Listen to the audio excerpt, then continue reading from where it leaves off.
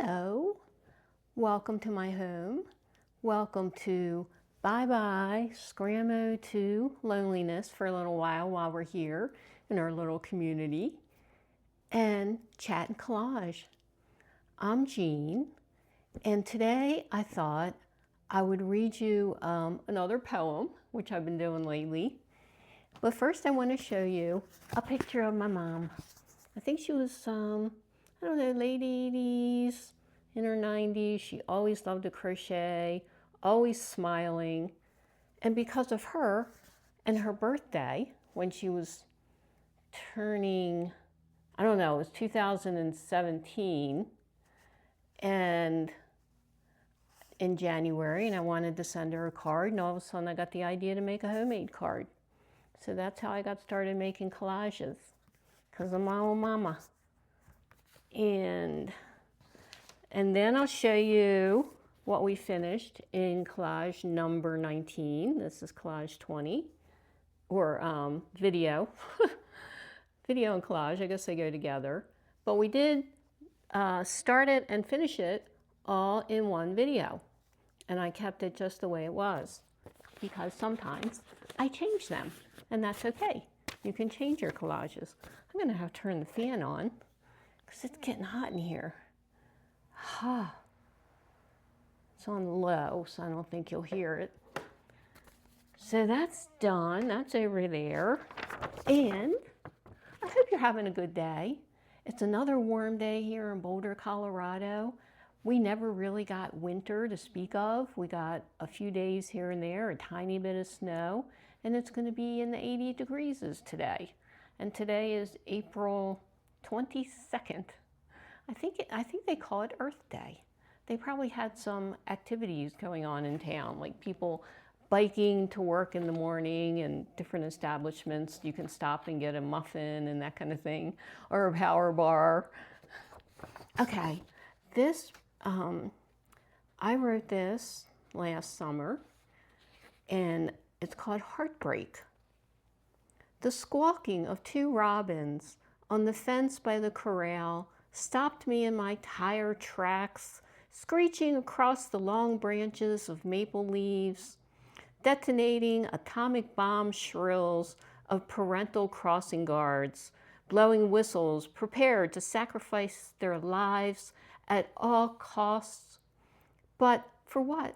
I did not know, until I spied a fledgling in the tall spring grass of my backyard, and my cat sitting between those robins' baby and me on the patio, and me taking too many EMT minutes to connect the puzzle pieces of a pastoral scene on the verge of exploding into a million pieces of cardiac arrest. I crept behind Hannah, lifted her furry chest to mine, successfully reallocating her instinctual, heart-rending claws into the farmhouse we shared, and through the window we watched the robins swoop to their wayward sheep, nudging the little one, flapping in demonstration, explaining that wings are lifeboats of buoyant protection against nature's complications. Hannah's jaw twitched at the broad daylight soap opera huddle of winged prey, and squeezing her, I remembered 2 years prior learning that someone with arrows tipped in the word relinquished dropped this 3-year-old double-coated calico with bright green eyes at the animal shelter, helpless against the tick of the second hand on a clock of Chinook winds. Hannah was toppled behind bars, punished for crimes uncommitted, until my bulletproof eyes of love at first sight promised her immediate release, fleeing and knitting us together into the sunny blue sky under moon and stars, till death do us part, to a home with tall grass in the backyard, were her invisibility superpower, stalked like rock on rock. And no doubt she was aware that through a pair of binoculars I had spotted a bird's nest of robin blue eggs, watched featherless babies chip out ragged doors from incubation, and framed in the binoculars' magnified lens, the mom and dad dropped worms in the translucent pink-beaked mouse, 6 soft breasts growing against each other like half a dozen marshmallow peeps in an Easter basket, until that one peeper with nary a tweet in its throat stepped into the world a bit too soon, toddling into the tall grass of the Serengeti 5 feet from my 13-pound predator, who waited silent. I turned from the window and kissed Hannah's head, holding the fast beat of her heart to my chest, the Robin family reminding me of barren attempts, of my unrelenting monthly periods, of yearning to nest, my own brood to squawk over, to protect, to snuggle with arms over legs, cheeks to cheeks, hearts thumping merrily along on an L-shaped couch, catching popcorn in opened mouths. And Hannah, litter of one, rubbed her goop against all the furniture, all the wall corners, claimed my neck as her bed pillow, my body her bed, the walls between my legs her office, accepted my arms as our extension cord, cradling her, swaying side to side by the sliding glass door window. I watched the fledgling find flight. The family flapped in tandem to the barn, and opening my lips, I tweeted Hannah's favorite lullaby to the tune of Moon River. Hannah, sweet pea, lovely as can be. Hannah, my sweet pea, you are. Oh, Hannah, Hannah, oh, sweet pea, Hannah, wherever you're going, I'll be there for you. Lucky bird, lucky me. Oh, Hannah went off to kitty heaven a year ago, but we had a good 12 years with her. Really nice. Thanks for listening. And let me know in the comments if you're enjoying the poetry and stories I'm reading. So today I have a collage ready to go. And I will tip down the camera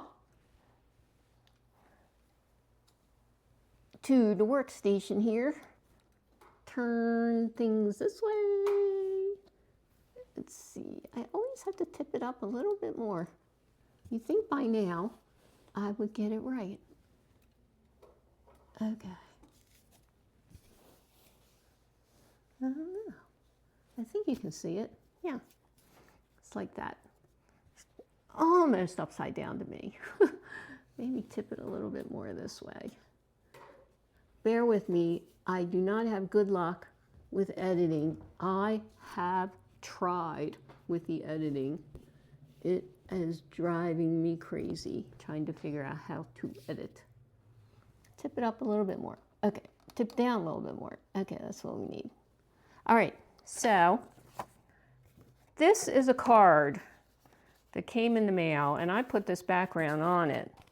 I have a whole envelope full of cards that come in the mail from organizations that would like me to send them donations. And I save them and use them for these collages. So the card I'm using now is probably one of these, about that size. from an organization called America Cares. So if you kind of get into this and want to make collages, check the stuff that comes in, check your junk mail, so you might not have to buy stuff. Okay, so I forgot and put the background on ahead of time. So there's a piece here that's kind of southwesty, rocks with snow on it. This piece here is separate from a travel guide. Another piece here with the gate, I think was from a magazine. And this waterfall was probably from a calendar. So I just got those 4 pieces and put them on here with glue stick. I keep my glue stick, got my scissors, keep my glue stick and stuff just in a bag. So I'll take a couple glue sticks out, scissors in case I need them, not sure I'll need them. So then what we do, concerts. I was trying to think of what to talk about. Concerts. If you're around my age, and I'm 68 in case you're wondering, you may have gone to some concerts in the 70s. So I thought I'd put these ladies here talking, but do I want to show their faces? I don't think so. And you can do something like this. Find something that'll cover part of their faces. So whoever these people are, don't feel like, you know, I'm using them. I don't want to use them. And then I had some fishies. So I'm going to put some fishes. Can you see this? I'm trying to figure out. Oh, there we go. And I found some of these elephants, and I'll put them walking in off the side. Okay. Couple glasses of wine, or maybe just some kind of fruity drink. Go there. This one comes over here, that fish. Got another fish coming down the waterfall. And then I had this picture of this baseball player. Just something like, hey, what's he doing there? Because that's what I like to do with my collages. So I make a little environment, a little world here. I never really liked going to concerts. They were too noisy, and everybody stood up the whole time. And I'm not a good stander-upper. And I didn't like that at all. And there was one time when I was 19, and I went to Florida with some friends, and we went to, I think it was a Marvin Gaye concert, and everybody stayed in their seats. I was amazed. Could really enjoy the concert. Now here in Colorado, I went to a Pink Floyd concert once, many years ago, down at the old stadium. And immediately, everybody stood up. So we're standing up for hours. Not my thing to stand up like that. So I got the elephants on, not all of them, but it give you the idea. What other kind? I went to a couple, I went to Jethro Tull. I love Jethro Tull, that band. And I went and I saw them at Red Rocks Amphitheater, which is really cool. It's a outdoor venue built right into the Red Rocks of the Rocky Mountains here. And of course everybody stood up, but I love that Ian Anderson? He stands on one leg and plays the flute. I mean, how could you not love that? It was so cool. And you know, you go in the summer and it cools off and there's a wonderful breeze. That was a good experience. Even though we had to stand up. Turned into an old cranky lady. Went to some concerts in Maryland. I went to Merriweather Post Pavilion and I saw Barry Manilow. Loved him. He really put on a good show. Probably went to some others back east. Not many, because I really didn't like it. I'm not a night person. You know, you go, and they hardly have any bathrooms for women. And then it takes like hours to get out of the parking lot. But, you know, I went because all my friends were going. What do, you know, when you're young that way? I mean, I admired this one gal at my high school, and I guess she had musical talent and and took a lot of lessons in piano, and she just kind of did her own thing. And I remember noticing that and thinking, maybe I should do my own thing. But I was too, I don't know. Maybe we'll have this fish looking down at the ladies. I don't know. I guess I was too much wanting to be part of, you know, you want to belong. That's how it is when you're that age. Most of us want to belong. We want to do what everyone else is doing. And I worked at a bakery. I don't know if I mentioned that in any of my other videos, but a friend of mine was working at Fenwick Bakery. It was a family-owned bakery, Mr. Walt and his brother, and they were so nice. Called Fenwick Bakery. It was right on Harford Road. And I had a friend who was working there, and I was looking, this was high school time, and I was looking for, you know, part-time little job to make some money. And she said, well, come to the bakery and maybe, you know, they'll have something for you. This was somebody I knew way back then. So I went and I was introduced to Mr. whoever, I can't remember which one. And I don't know, I guess he didn't take a liking to me. I was very quiet. I probably didn't say anything at all. And Linda, that was my friend's name. She was like older for herself, you know, than a high school person. You know, she was very poised and all this, and knew how to talk to grown-ups, and I never did. I don't know when I started to know how to talk to grown-ups. Probably not till I was in my late 20s or something. And so he said, oh, we don't have anything. And I looked over at Linda because she was working that day. And he said, oh, you know Linda? So I guess you really like Linda. I said, yeah. And Linda said, yeah, we're friends. And he goes, well, maybe I do have something. So there you go. It's who you know. It's who you know. So I'll put this right in here. Kind of cover their faces. And it'll be done. And this won't be a way long video this time because the last one got to 30 minutes. How can I have that much to say? I don't have that much to say. How can I do this? Cover a little bit here, cover a little bit there, and that's enough for the camouflages of their faces.